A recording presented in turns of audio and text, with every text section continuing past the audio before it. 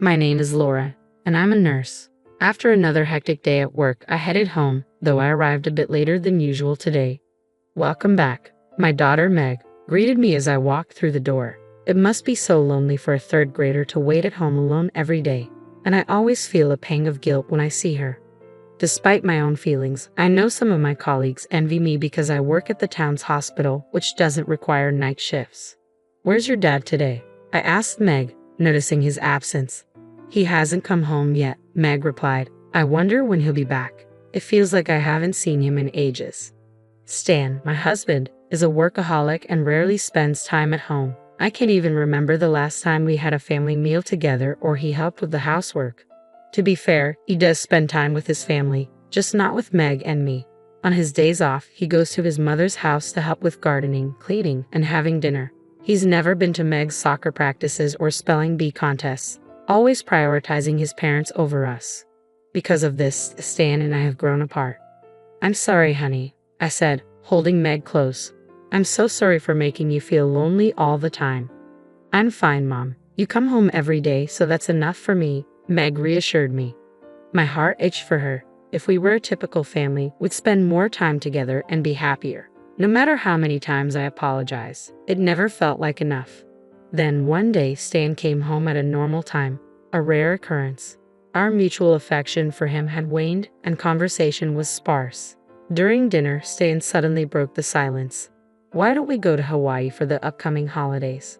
I stared at him in disbelief. A family trip? It had been years since we traveled together. Stan was suggesting this trip to also celebrate his mother's 60th birthday. His priority was clear once again, his mother over us. I was fed up, but when Meg's eyes lit up with excitement, I felt conflicted. We can go to Hawaii? I really want to go, she exclaimed, thrilled at the prospect of her first visit to Hawaii. Seeing Meg so happy made me hesitate, although the idea of a family trip after so many years felt bittersweet, especially with Stan's mother involved. I didn't want to disappoint Meg. All right, I guess so, I said with a sigh. It's been a while since we've all been together as a family, so let's go. On the day of the trip, Stan and I had work, so we planned to meet at the airport. Unfortunately, my shift ran longer than expected, and I was running very late. After work, Meg and I rushed to the airport. We took the bus and finally arrived, but an unexpected problem arose.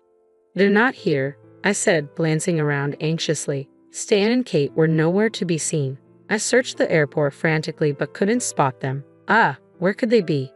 I checked my phone, but there were no missed calls. I tried reaching Stan and Kate, only to be met with the frustrating message. The number you have dialed is either not powered on right now or has no signal. Desperation set in, and I approached the airline's reception desk for help.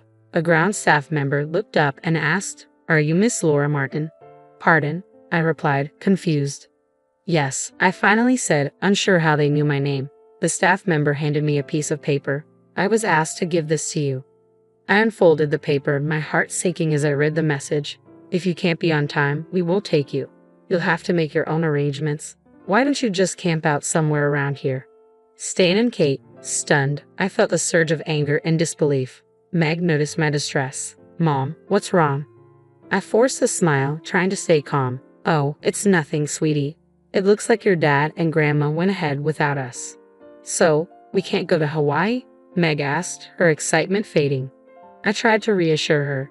"Yes, we can. We can catch up with them and get on another flight." In reality, though, we didn't have the funds for another ticket. As I pondered our options, an elderly man collapsed in front of me, adding to the chaos of the situation. I wasn't sure what was happening, but my instincts kicked in, perhaps due to my years of nursing experience. "Are you okay?" I asked, checking the elderly man's breathing. It had stopped. Oh my God. I quickly turned him onto his back and opened his airway. As I examined his mouth, I discovered something lodged inside. It appeared to be part of his vomit, obstructing his breathing. "Please, someone call an ambulance," I shouted, starting emergency treatment. When the ambulance arrived, the old man was swiftly transported to the emergency room. Fortunately, he regained consciousness. "Was it you who saved me?" he asked weakly. Yes," I replied, though I felt I had only performed a basic procedure. "That's not true," he insisted. "Thank you so much." I thought I was done for. He was stable enough to talk, and it appeared there were no significant heart or organ issues. You saved my life. Let me thank you properly. I'm James. No need for that, I said, shaking my head. I just did what anyone would have done. By the way, were you traveling somewhere? James asked. Yes, I was supposed to go to Hawaii with my daughter, but we missed our flight. Oh no, that's terrible, he said, looking concerned. It's my fault. I quickly waved off his concern. No, we were already running late and I couldn't get here on time due to work. You didn't do anything wrong. I sighed and laughed. I guess we'll just head home. James looked at me with sympathy. That's a shame. Your daughter must have been looking forward to it. Why don't you buy another ticket? I felt a bit embarrassed as I admitted, well, I'm a little ashamed to say this, but we don't have enough money for another flight. James nodded thoughtfully. Okay then. As a way of thanking you, I'll buy tickets for both you and your daughter.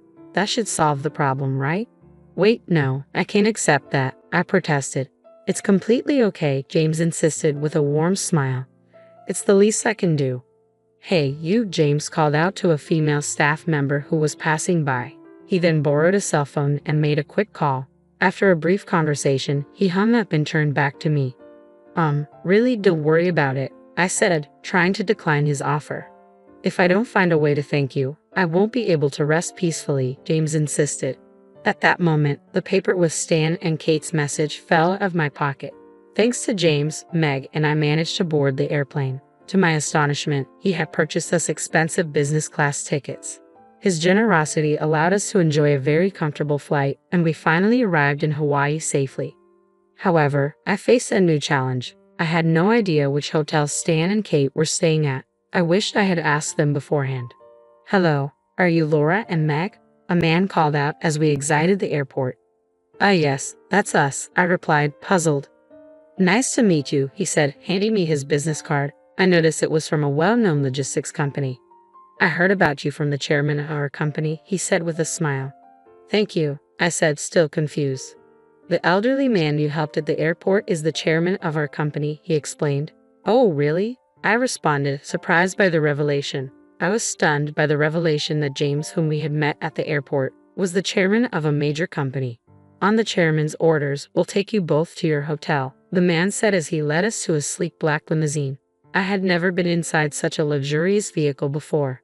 Wow, this is amazing, Meg exclaimed, her excitement palpable as she enjoyed her first ride in a limousine. I made sure my shoes were spotless before stepping into the car. The view of Hawaii from the windows was breathtaking, an endless summer landscape that made me feel incredibly fortunate. At one point, I doubted we would make it, but seeing Hawaii's beauty made me so glad we managed to come after all. Meg pressed her face against the window, soaking in the scenery. When we arrived at a grand hotel, its opulence was evident. As we approached, I realized a crucial detail. Oh no, I didn't book a room, I mumbled to myself. Please don't worry, the man assured me. We've already reserved a room on the top floor. But I don't have enough money for this, I protested. You don't need to worry about that. The bill has already been taken care of, he replied. I was astonished by how much James had arranged for us. This level of VIP treatment was unfamiliar and left me feeling bewildered. Inside the hotel, I was amazed by the room. It was a lavish suite, far more spacious than necessary for just the two of us. The view of the ocean and the stunning sunset from the large windows was nothing short of spectacular.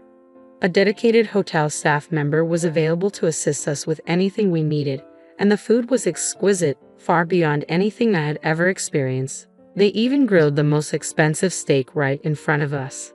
The meal was exceptional, leaving me constantly impressed. After dinner, Meg and I wandered through the lobby. We heard raised voices coming from a corner and turned to find a man and a woman arguing with the hotel staff. Is that? I wondered aloud. Yes, it's my husband and my mother-in-law, Meg said, recognizing them. Hey, what are you both doing here? I called out, approaching them. They looked at us in surprise. What? We came here as planned, Stan said. You've done something terrible to us, even though it was your idea to go on this trip, Kate said, still irritated. Well, you were late, Stan said, glancing at Kate as if to say more. I feel bad about that, but you didn't have to suggest we camp out, I replied, feeling frustrated. Kate didn't seem remorseful at all for her actions. The confrontation left a sour note. but I tried to focus on making the most of our unexpected and luxurious trip. I couldn't bring myself to forgive them. By the way, why are you arguing with the hotel staff? I asked Stan, who looked furious. When I tried to check in, they told me to leave. I don't understand what's going on, Stan said, seething. I turned to the hotel staff for clarification. Can you explain this situation? The staff member nodded. We were instructed not to let these individuals stay here. They left our very important and valued guests behind, which is unforgivable. Now, it made sense. James had significant influence over the hotel. The chairman of such a major company certainly held a lot of power, and it was clear you didn't want to cross him. Stan and Kate looked puzzled. What does this have to do with us? Stan demanded. It's a long story, the staff member replied, but the chairman can't forgive you for abandoning Megan. When you left her behind, it was seen as a serious offense. Stan and Kate were bewildered. How does someone from this hotel know about that? I understood their confusion but felt it was what they deserved. I took out a business card, the same one given to me by the man who had helped us from the airport. This is... The hotel staff member's eyes widened as he examined the card. This is from one of our major clients. Stan's face turned pale as he took the card from me, his hands trembling. Kate's expression mirrored his shock. You know the chairman of this company? Stan asked, his voice quivering. Of course, I replied. He collapsed at the airport, and I helped him. In gratitude, he arranged our flight and booked our hotel room. Kate fell to the floor, trembling. What's wrong, Mom? He's in the same gym club as me, Kate stammered. Everyone looks up to him. The coincidence was staggering. I was amazed to learn that my mother-in-law knew the chairman. Before Kate's revelation, I had already learned about it from James himself. He had seen the paper that fell from my pocket and recognized the situation. Laura, what is this? James had asked when he saw the paper. Well, I had explained, we were abandoned by my mother-in-law and husband. That's terrible, James said. But I recognize that last name. Is your mother-in-law's last name Martin? Yes, it is. Her name is Kate Martin. James nodded. I know her. She's also a member of my gym club. I wouldn't have expected her to act this way. I looked at Stan and Kate with a wry smile.